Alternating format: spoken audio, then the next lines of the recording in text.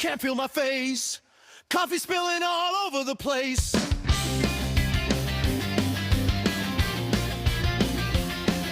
Forgot the sticks, we're turning around.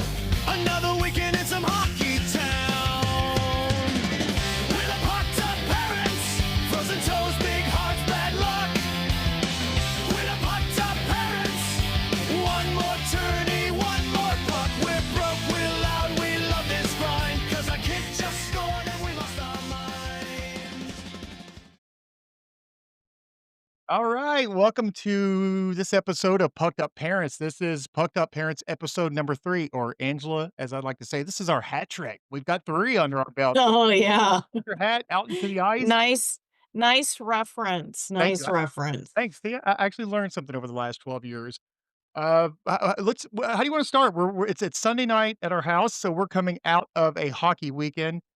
It was Well, kind let's do a quick reintroduction since we're still fairly new. We started this podcast, obviously, 3 episodes ago, as novice hockey parents trying to figure out our way through the hockey world. We've been doing that for about 12 years now and feel like we have a little bit to share. So that's what we're doing through this podcast. So as Michael mentioned, he learned the term hat trick pretty early on in our hockey adventures. So this is our hat trick episode. hat trick episode. So, and just as I said earlier, we're coming out of Sunday night right now, but listen to episode 1 and 2 for more details on our background and how we kind of got here in this position. But the weekend happened. We had a few games. Any observations? I mean, I think for me, not disparaging other teams, but it was kind of a blah weekend. I mean, the kids did great. Both of our boys won all their games, but anything that stood out, again, I don't want to go into detail on the games, the stats, and all that stuff because we're not here to talk about our kids' games. Yeah, no, I think it was a pretty standard weekend. I mean, both kids had 2 games, 2 home games, 2 away games, pretty standard fare. It was good news. We all got to stay at home all weekend, which was good, even with the away games. So that was So, a good weekend. I got to travel up to Columbus, Ohio. It's about an hour and a half drive from here. So I had a one game observation of things I was dealing with as a hockey parent. Number one, I saw a penalty. It happened, and I wasn't sure what happened, but the kid was skating down the ice. Our kid was skating down the ice full blast, and it just so happened the coach opened the door for the other team at that time to let the other kids on the ice, and our Oh, kid no. ran right into it, and there was a penalty called for that. So I don't know if the penalty was a kid checking him or it was the wall, or the door opening. But the kid hit the door jamb, basically got injured, and had to skate off 2 minute or a minute and 30 penalty. It's younger kid. But anyway, never saw that before. Well, was the kid okay? I mean, like, He limped it off, but just okay. I saw it like almost in slow motion happening. The kid was like just jetting down the boards, and then about that time they were doing a line change. I was like, that's not going to end well. Sure enough, Uh-oh. went right into the door jam. Oh, wow. That's crazy. I kinda panicked, texted you. I got lost. Waze, yeah, we were in Columbus, Ohio at their fairgrounds, and there's a lot of construction around there. I, had it typed into Waze, and Waze took me to a dark alley where a sign said, "Do not trespass." And I tried another map, and it basically said, "Good luck." And then you had texted me a YouTube video filmed by the other coach on how to get to the rink. So that's where I was at trying to do that. So I had Henry, our youngest, watching the video as I drove, and he gave me directions. We found it. Yeah, well, I guess that means you need to check where you're going before you leave the house. I knew where I was going, but they've clearly changed some entrances and exits that I Well, wasn't. you had plenty of warning. There were lots of messages in the team chat, Okay, which is a whole nother subject we can talk that about in is true, another because episode. confession time, I turned the chat off because it Yeah, bothers me. There's so much chatter going on and my phone blows up. Okay. And my yeah. last item before we actually get into today's subject is rip to my gym, RIP. So, I got tired of sitting in my kids' hockey practices. It was like 20 minutes from my house, and I'd read a book, but I started working out in the gym, and I found a little gym that I loved, and you told me yesterday they were shutting down. So, looks like I'm gonna be a fat slob for the next few months without going to the gym unless I go up to, the local gym at our firehouse. I am a fireman. So, yes, rip to Rise Above Fitness.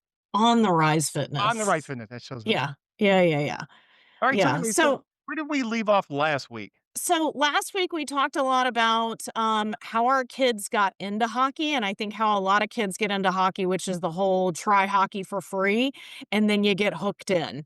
Also, learn to skate and different things along those lines is what we talked about last week. Meeting parents and players, and really trying to, if you find out your kid really loves hockey like we did, and kind of what the next steps are, and that's what we want to talk about this week. After they get through the learn to play or the instructional leagues or whatever. Right, so basically you're saying that they're teed up, they're ready to join a team. Where do we go Yep. there? How does that work? Yeah. So one thing that I want to talk about real quick is the USA Hockey membership. So as the kids go into that more competitive place and start playing actually on a team, they do have to join USA Hockey. I think that fees are tiered based on the age. There's all kinds of stuff to do with that. You can check that out on USA.hockey.com. So how But because I just is wanted to there mention that. so the USA Hockey is the governing body over, obviously all the United States hockey programs, and we pay a fee, an annual fee, right? Yeah, to the USA Hockey as to USA be a Hockey. member, Does right. other sports organizations like baseball and football, do they have that type of fee that's a governing I know baseball is really broken up, but, like, between your, like, Cal Ripkens and your Babe Ruths and your Knothole and all that stuff, but That is there a fee? may be honestly, I don't know. It may be tied into your, like, league fees or whatever. I know when I did gymnastics 100 years ago, USA Gymnastics had us pay a annual membership fee That's similar to USA Hockey, so it's not unprecedented, but I don't know I don't know a lot of these other sports and how that all works. 100 years ago, Um, you trained with Mary Lou Retton? I mean, essentially, yeah. Okay, so USA Hockey, so we sign our kids up, and I know USA Hockey's I've seen this, again, I'm barely a sport parent. You're looking for a number, a hockey number. You gotta have a hockey number to register to actually to get on a team. Right, and then so they use those numbers to set up rosters and to verify what team you're on. We've even, over the years, we've even had different tournaments and whatnot ask for not only the USA Hockey number, but kids' birth certificates to verify their age and all kinds of things along those lines. So I think that's kind of what that membership number is used for. It's also interesting. As we were, kind of discussing this episode and pulling this up, I was looking at how USA Hockey membership has grown over the years that we've been involved with it. It's pretty interesting how significantly USA Hockey has grown, not only in number of membership for players, but also for refs and coaches. And the other thing that I found interesting is that as non-traditional hockey parents, we're also in a non-traditional hockey market where some of the largest growth within USA Hockey is Southern and non-traditional markets, as well as girls playing, which I think are all awesome. I love that the girls are playing, and we can do another episode on this at some point. Both of our kids have played on teams with girls, and the girls are badass, for lack of a better term. They've all been great, and then we've been involved long enough to see some all girls teams get put together. So I think that's interesting, and yet another reason I really felt compelled to start this podcast, to start talking about this to people like us who came into the hockey world not really knowing what was going on. Obviously, we're not alone. A couple of stats. I saw the year that we started, the first year that we joined USA Hockey, our oldest son did, they were just shy of 600,000 registrations. That was Um, 2013? 2013 to 2014. So So it was 2013, 2014, there was how many? 591,000. Okay, and do you have the And so stats? the most recent stats that I could find were last year, so 2024 to 2025, 676,000. Yeah, that's quite the increase, and So, yeah. yeah, it And stinks because it's almost throttled by how many rinks there are, but there are rinks being built and everything, but I right. have heard that hockey it's outpacing its growth. It's outpacing, I think, like, youth football at this point.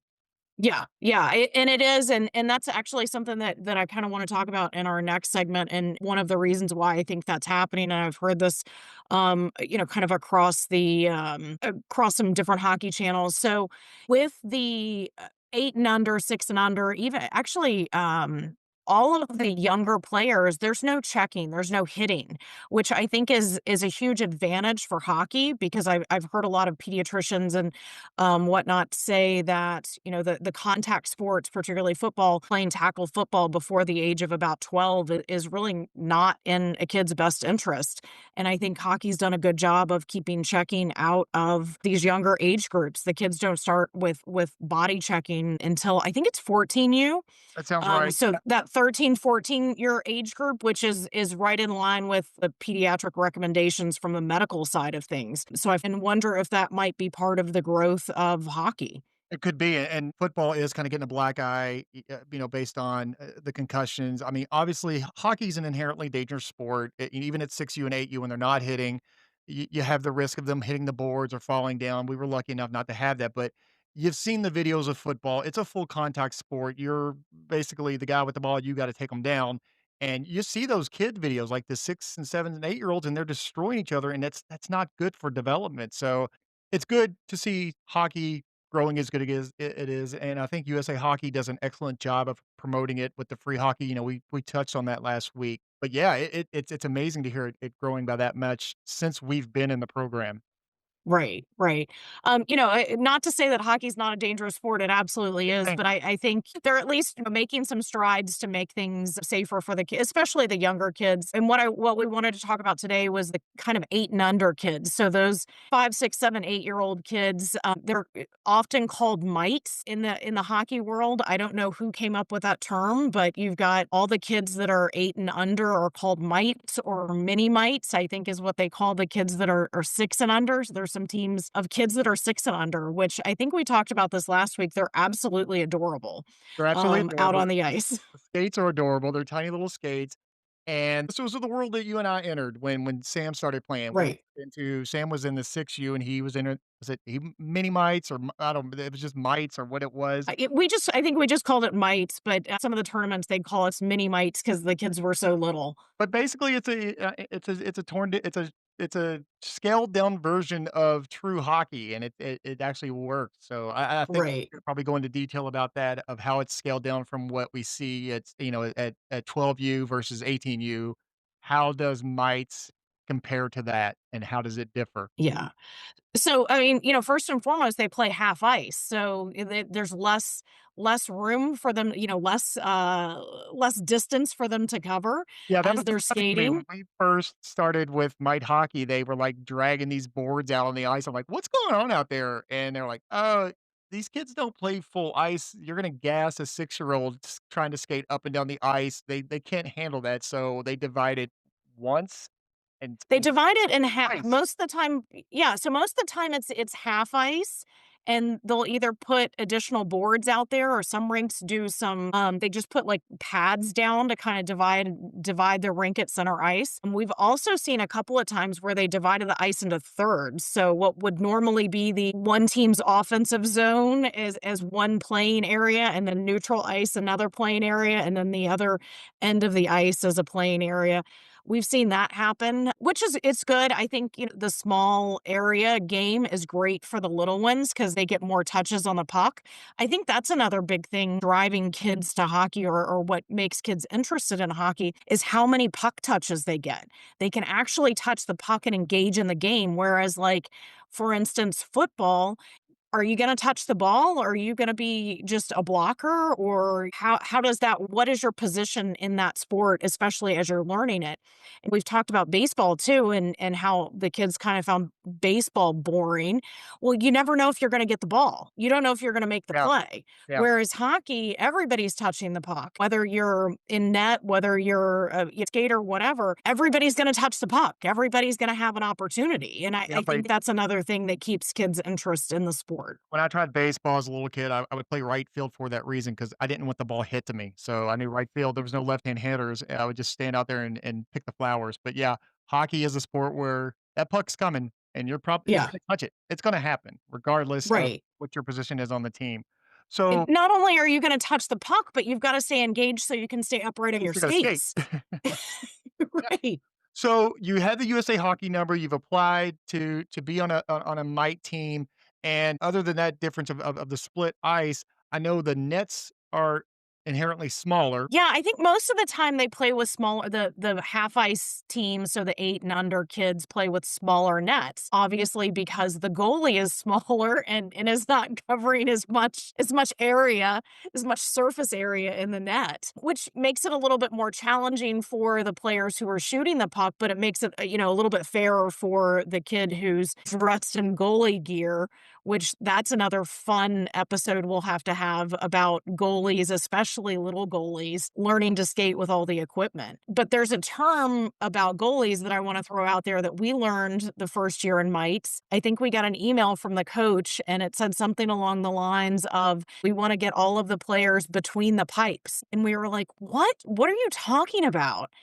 And come to find out that between the pipes means playing goalie Yeah, I because kept you're picturing I kept in I the kept net. picturing between the pipes, I'm like the Goonies when they were underground, and remember the pipes, and they were breaking the pipes, and they were in between the pipes, but, like, what does that even mean? Between the pipes? Right. Between the goalposts. Yep, between the goalposts. So that was another term. We've talked previously about different terms we've learned.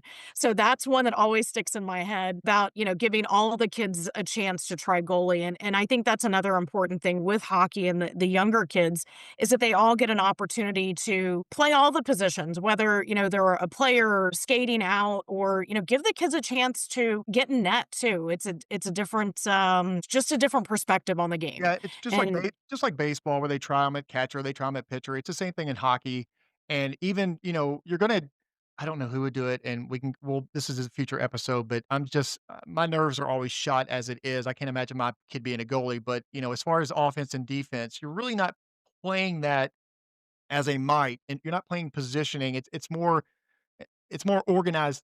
What, organized? It's chaos. Let's put it's organized. Yeah, it's chaos. chaos. Well, it's the just like the little kids soccer where the kids are all, moving Yeah. around in a little beehive around the soccer ball. It's the same thing in hockey, except they're on skates.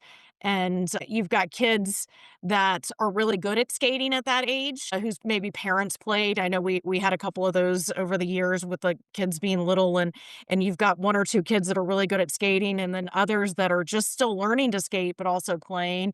And then, kids like ours and a few others over the years who skated really well, just didn't know how to stop. And we called them the bowling balls because if the puck was somewhere and there was that little beehive, they'd skate as fast as they could towards it.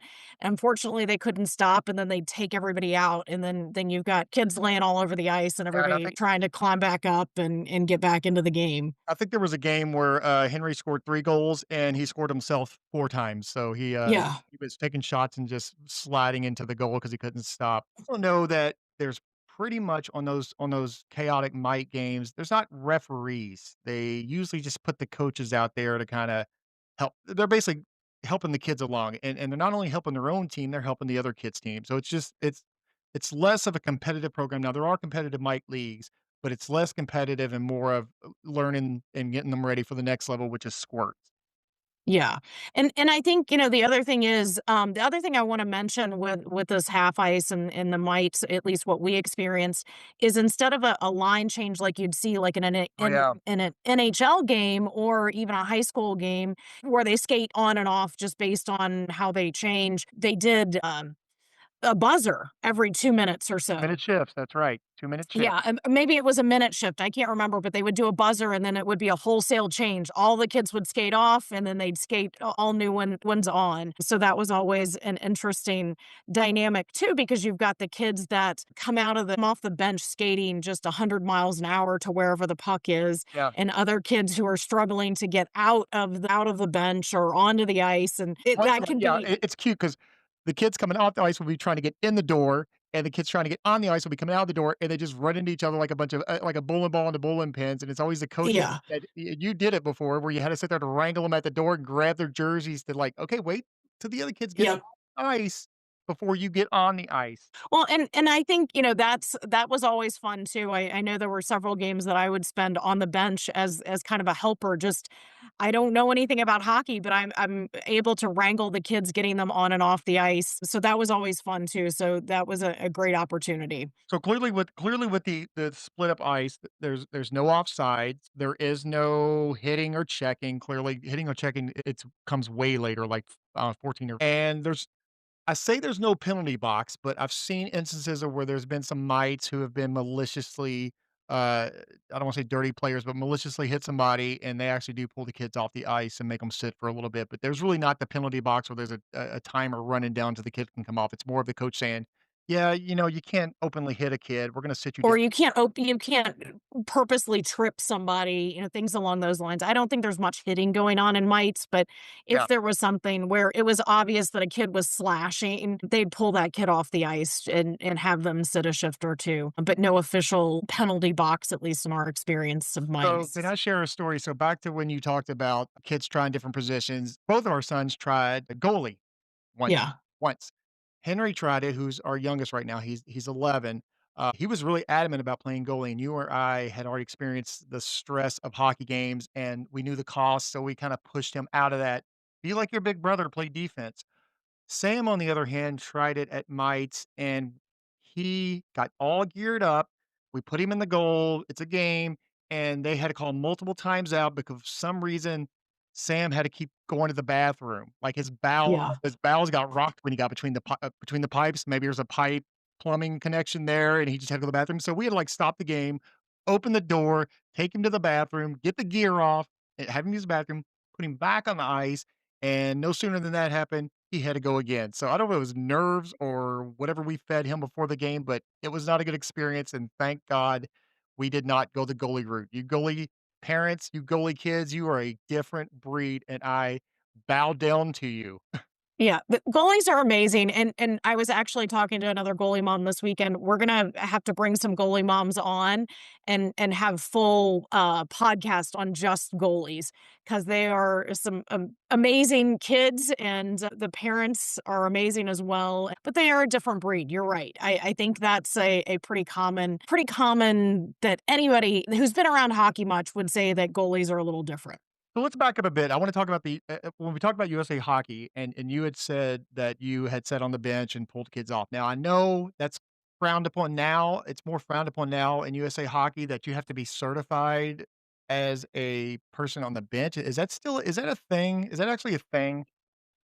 Yeah, I think so. I think to be on the bench or to be in the locker room, USA Hockey has some rules around that you have to go through the Safe Sport, which is essentially like an online class Okay. to Because I used to work teach you. yeah, and this is not might related, I apologize, but, like, I used to work the penalty boxes for Sam's game and for Henry's for both of our kids' games, but then I know it slowly went away, and I remember seeing something about training, I'm like, I never took the training, so I've not gone back to the penalty box to help out, but I know that USA Hockey is or maybe the league that we're in is clamped down on that quite a bit more of, you must be a certified parent in order to do this. Right. They just don't want anybody in the penalty box or on the bench. And so they've instituted some rules about you have to get your USA Hockey membership and, take the course of Safe Sport, which is all about keeping kids safe and making sure that, how to act appropriately around children, which I would hope most parents are. But I will say Sure that about our that. oldest who will be 18 in a few months, had to take that course for this season as well. I think because he's going to be considered, an adult in a couple of months. So, As his parents which is terrifying. does Yes. know our kid's gonna be 18. He's gonna come home with a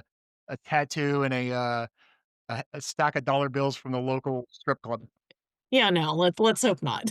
and I'll be in the passenger seat. Okay, Yeah. so I apologize for the diversion. Back to might hockey. Yeah. So, The game have let's talk about the games. The games are they do a lot of times they do the in-house games. So it's just for example, we had Northern Kentucky, so it'd be the Northern Kentucky kids versus another set of Northern Kentucky kids. It was just like they played against each other. Yeah, well, I was gonna mention that. So it's, house teams. I think a lot of especially in the bigger hockey markets where you've got a lot of kids at the same age, organizations can just do games amongst themselves, and those are more considered house teams or house leagues, where you're just playing against, teams that are, made up of kids at your rink or in your league, versus Might travel. What we had to do was travel a little bit more just because we're in a much smaller market. There aren't that many kids at our rink that were playing at that level, and we would go out and play some of the other teams in our local area within an hour or so drive. So there is that, and I think it's probably not only dependent on the region and where you are and how many kids are at your rink, but also the level of play. The kids, as they get better and they get closer to that age 8, if they're actually setting up plays and passing and doing actual hockey moves, then it may be time for them to start competing against some other kids, and that happens really frequently at this mite age. Yeah, and so we found ourselves caught in a lot of travel. We mentioned last week our first road trip as hockey parents was to West Virginia, and then you'll get like local links around the region that will host like jamborees where they'll invite a bunch of mite kids in and they'll play games of each other.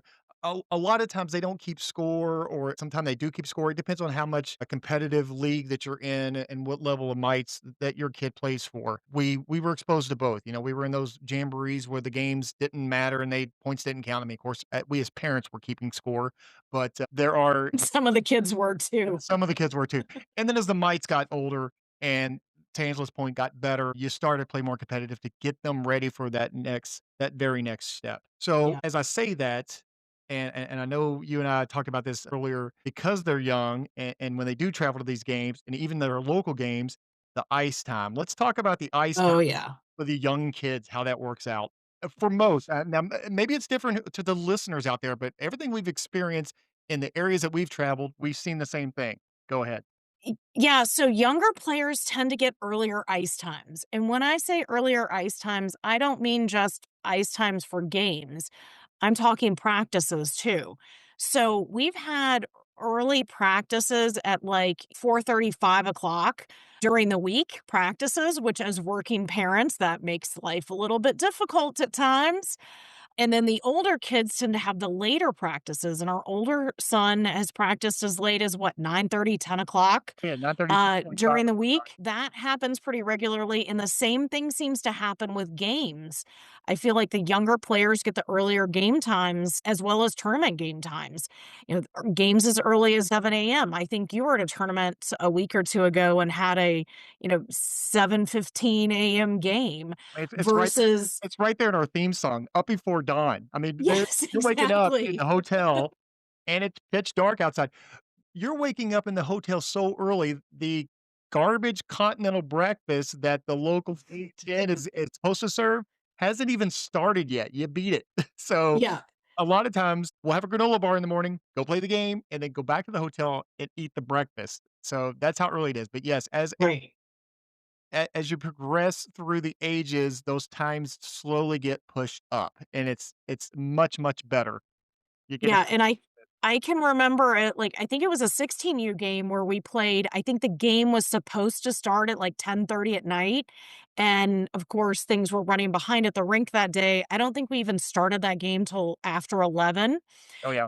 By the time we were leaving the rink that night, they were literally kicking us out and locking the doors behind us because it was well after midnight. Well, and that's another as you get into these tournaments, it from might on to, a senior in high school or juniors or anything, when you get in these tournaments, you're gonna find that your game is at 3 o'clock, but you get there and it's 3:30 and the Zamboni's not eating out and you're kind of frustrated.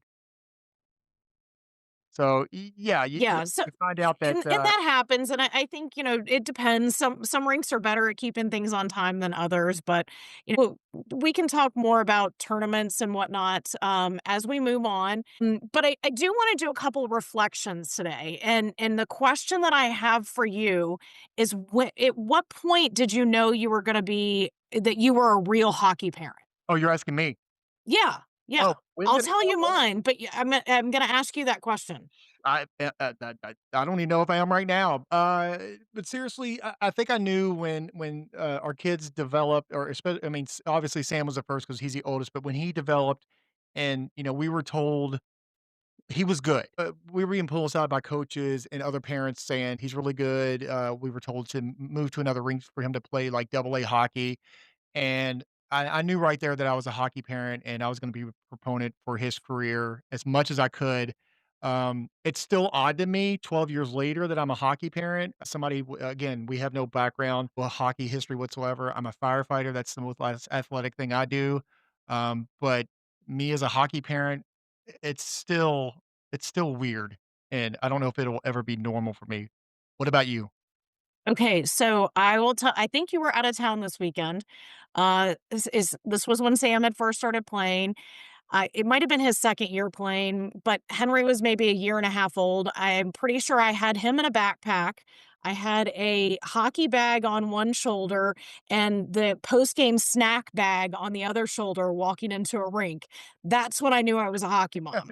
You're tugging a bunch of yeah, hauling a bunch of gear and a baby on your hip. Yeah, no, he was on my back. I'm pretty sure I Oh, had him in the papoose. backpack. You had a Yeah, papoose. I had him in the backpack. He was probably a year and a half, and I had a hockey bag on one shoulder, and it was my turn to bring post-game snacks. Game snacks. Um, that bag in the other hand, and Sam was running into the rink ready to go. Oh, man. Yeah, the post-game snacks, that's something else you gotta do as a mite parent, and Yeah. words and some people continue it on, but the snacks, the post-game snacks, because generally as you might, and even in a sport, and even at the 12U, we're playing 2 games a day. It's not like high school hockey, you're only playing 1 game a day. But you have to do the snack assignment. You gotta drag the cooler in there of, little barrels or Capri Suns.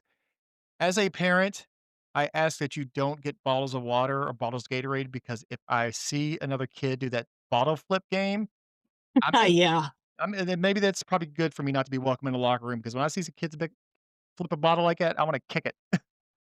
Yeah.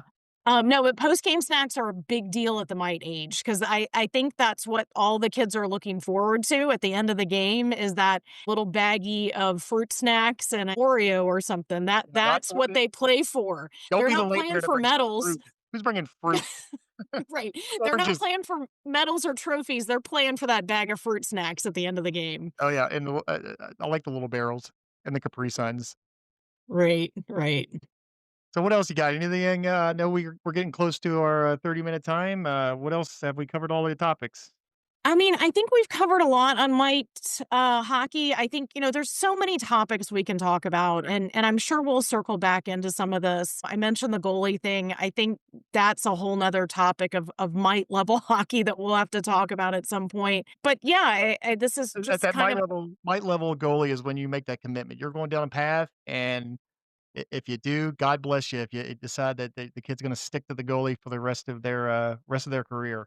But I will say, I think some goalies know, like, they just know that they're gonna be a goalie, and that's what they wanna do, and that's what they do, and more power to them. I think it's amazing and love it, but we'll definitely talk more about that as we move on, but we do need to wrap up today, so just wanna remind everybody to follow, subscribe, share, comment. We'd love to hear from you. Oh, hang on. We have merch now. We have merchandise. Oh, Angela yeah. created some merchandise out there. So, follow us on Facebook at Pucked Up Parents and on Instagram at what is it? Yeah, I don't know. It's Pucked Up Parents, yeah. Parents on Instagram. Just scroll through either one to find our merchandise page. We have Yeah. hoodies, we have sweatshirts. We're not out here to make money by any means, but if it helps to get a little scratch on the side, and actually it's cool to have our own merchandise. So get out there, get yourself Yeah, actually, somebody asked for it, so I decided to go ahead and put that together. and so So we're gonna have the stickers links that you can put on your slap on the back of your car that you're a pucked up parent. So yeah, check out our social medias and like, follow, share, and more importantly, give us your comments and your topics, and we'll try to get to them or answer some of your questions. Angela, do you have anything else you want to add before we wrap up today's show? I mean, thanks for joining us. I appreciate it. Hope you guys are learning something or maybe laughing a little bit with us and the stories that we're telling. I agree. So, like we say to close out the show, keep your stick on the ice. We're all in this together. Thank you.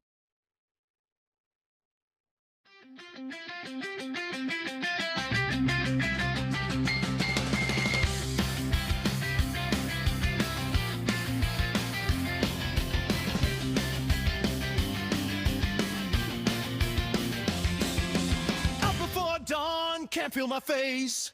Coffee spilling all over the place.